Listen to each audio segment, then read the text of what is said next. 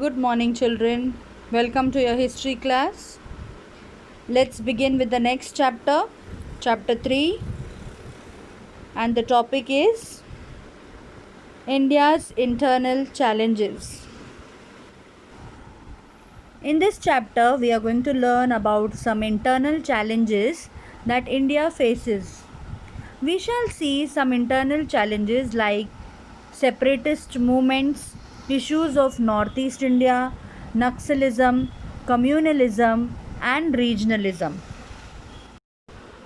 As we saw in the previous lesson, there were so many things happening in India after the independence period. Now we see that there was an unrest which was in Punjab. Now, Akali Dal was a major political party in Punjab. In 1973, the Akali Dal passed the Anandpur Sahib resolution, that is, a firm decision, and they made some demands. Now, the following demands were made in the resolution: Chandigarh should be made a part of Punjab. The Punjabi speaking part in other states should be included in the state of Punjab. Recruitment of people from Punjab in the Indian Army should be increased, and more autonomy should be given to the state of Punjab. As you heard, these were the resolutions which were passed or made by the Sikhs. Now, Akali Dal came to power in Punjab in 1977. While taking charge, they asked for a larger share of river water from Punjab, holy city status for Amritsar, etc., along with their old demands. Now you can see, children, this Akali Dal, when came to power, started making more and more demands to the Indian government, and so that was a main issue which gave rise to another problem. In 1980, the movement for independent Khalistan took root in Punjab. During that period, the leader of the Akali Dal was Sant Haricharan Singh Longwal. He used to direct his activists from the Golden Temple to stage protests. On the other side of the Golden Temple, armed followers started gathering around the staunch Khalistan supporters Sant Jarnal Singh Bhindranwale. During the period, terrorist activities had begun. Jarnail Singh Bhindranwale was a militant leader of the Sikh organization. He symbolized the extremist and the terrorist movement in Punjab. Now, children, in the previous lesson also you have heard about this unrest. Yes, in the 1980s. Now, Bhindranwale was arrested in 1981, accused of the murder of newspaper editor Lala Jagat Narayan. After this incident, the situation worsened. Due to these developments, President rule was imposed in Punjab in 1983. Bhindranwale went to stay at a religious place called Akal Takht. Bhindranwale's followers captured the Golden Temple and built a barricade of sandbags over there. The area looked like a fort. This greatly disturbed the peace of Punjab. It was a major challenge to the Indian democracy. Now, children, in the previous lesson also there was a short part which told that the Sikhs in Punjab demanded an independent state of Khalistan and began a movement which went on to become violent and destructive. Pakistan had lent its support to this movement. The Indian Army was sent into Golden Temple at Amritsar in 1984 to evict the terrorists who had already taken shelter there. Now, children, for this the Indian government had to take some action. So, the Indian government came up with Operation Blue Star. The main task of getting the terrorists out of the Golden Temple was entrusted to Major General Kuldeep Singh Brar. On the morning of 3rd June 1984, the mission Operation Blue Star started. The operation ended on 6th June. In the military operation, the Indian Army functioned with great resistance. The operation ended with the death of Bhindranwale and other terrorists, those who had already entered the temple. In 1986, an operation had to be conducted against terrorists in the Golden Temple once more. It was called Operation Black Thunder. After this action was taken, the process of establishment of peace in Punjab picked up momentum because the situation so worsened children that it resulted into assassination of the Prime Minister then, Indira Gandhi. One of the Sikh bodyguards in Indira Gandhi's personal security assassinated her.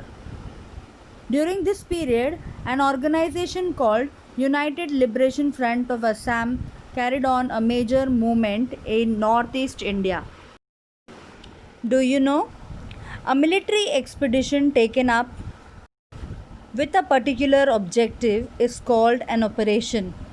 Operation Blue Star was an operation undertaken to evict the terrorists hiding in the Golden Temple. Moving to the next topic, children. Issues concerning Northeast India. Northeast India consists of the 8 states of Assam, Arunachal Pradesh, Manipur, Meghalaya, Mizoram, Nagaland, Sikkim, and Tripura. International boundaries of India touch each other of the states to varying extents.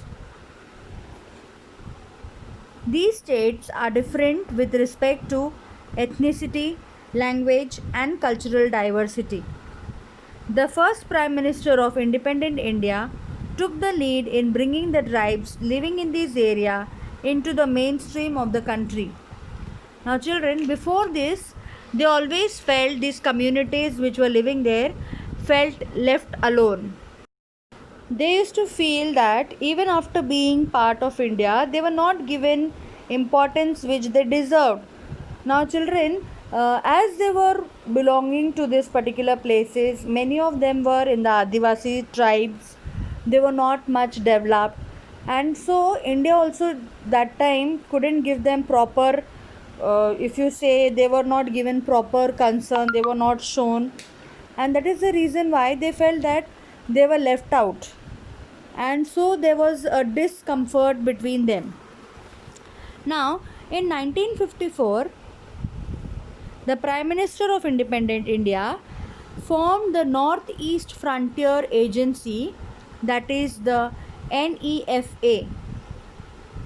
The Northeast Frontier Agency area, comprising of the territories of the Sino-Indian border and the tribal areas toward the north of Assam. Now, looking at this condition, Pandit Jawaharlal Nehru took up the position of bringing about the development of hundreds of tribes in these parts while preserving their culture. Special provisions have been made with respect to these areas in the 6th schedule of the Indian Constitution. Now, see, children, I have put up this article of the 6th schedule. You have to go through the article and try to understand what exactly the article means. Provision of the administration of tribal area in the states of Assam, Meghalaya, Tripura, and Mizoram.